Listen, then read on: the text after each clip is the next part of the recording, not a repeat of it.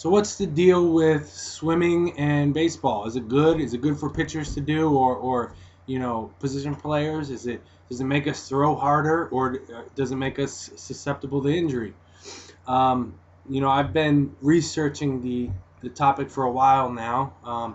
I did some swimming in my baseball career. I never really got into a program that I was following consistently. Um, but I did get in the pool a little bit when I was at college. We also did a little bit of work in the pool. But like I said, it was never a program that I was consistently on, so I can't say that it worked or didn't work. I wasn't injured doing any of the swimming, but um, I do think that in my personal opinion, it is bad for uh, baseball players to swim. And what I mean by swimming is the traditional strokes, the freestyle, the overhand. They call it the crawl or the freestyle. So the overhand stroke, the butterfly, and even the breaststroke is bad. The backstroke's not so bad because there's really no forward impingement. So I mean, I guess you can get away with doing the backstroke. I guess that's still a debated topic. But I think the other three strokes are not good because of the shoulder impingement that they create for throwing athletes.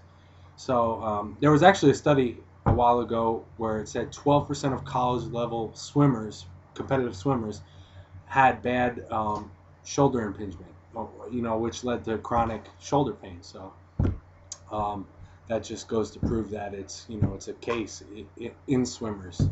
So swimming, has caused it before, and why would you take that chance as a baseball player?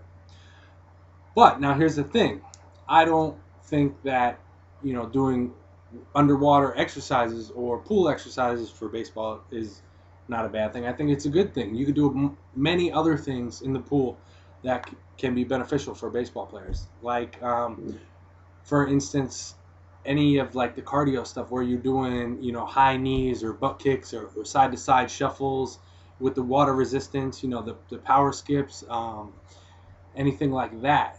We did that in college. That was one of our things in the swimming program that we did was a lot of that stuff to warm up, and it was good. We also did what I didn't mention in the article was like a whirlpool. We'd go around and get the water going one way, and then we'd stop and have to go around it. And the water resistance was even harder because now it's like a whirlpool, and you got to turn around and go the other way. You need a couple guys for that, however.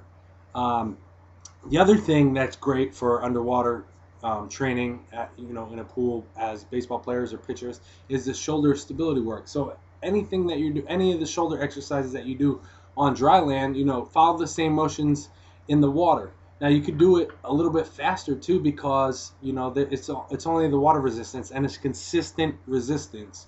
So it's not like a band that's getting harder as you go further. It's consistent resistance, and you can control the resistance by how your hands are placed, the cupped or open fingers, things like that. So it's a really great workout. Also, you're forced to set your scaps because there's no, like if you're pulling something backwards, there's a force pulling you forward and can make you roll your shoulders.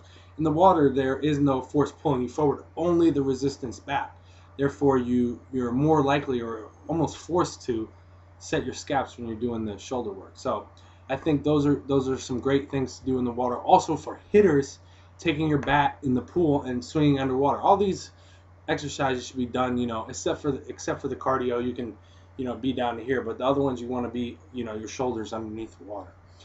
So the hitters with the bat underneath the water, swinging the bat. Now this is not going to, help you to gain any bat speed. You're not going to start swinging fast or anything. But what it does is it's a really great workout for your forearms. Think about it, swinging a bat underwater.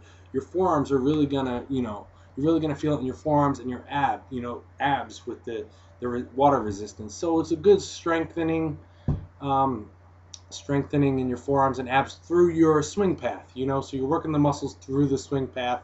Like I said, it's not a great exercise for bat speed. This shouldn't be your only swinging conditioning, or you're going to have a big, long, slow bat. But I think it is good, and it's different, different way of training. And I think it's beneficial in some ways.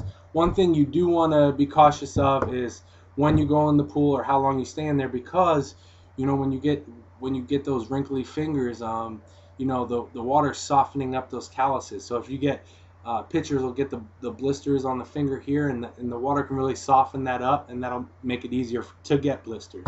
Also, hitters, it'll soften your hands up, so you might get blisters from swinging more easily. So, I wouldn't be in the pool all day and then go do some more hitting or throwing and stuff like that. Also, I wouldn't do a pool workout the day of or the day before throwing or playing or anything like that, because it's a really fatiguing workout, being in the pool. You'll be surprised how quick you get tired from doing that stuff. So that's my take on swimming and baseball, and if it's good for pitchers or position players or anything like that. I would strongly recommend staying away from the crawl stroke, the overhand stroke, the butterfly, and the breaststroke, just because of all the chance of impingement on the shoulder. But there is a lot of great things that you can do underwater or in the pool or anywhere. And if you're not paddling, surfing too. Think about the stabilization in the abs and stuff. That's pretty good. But then you got to worry about sharks.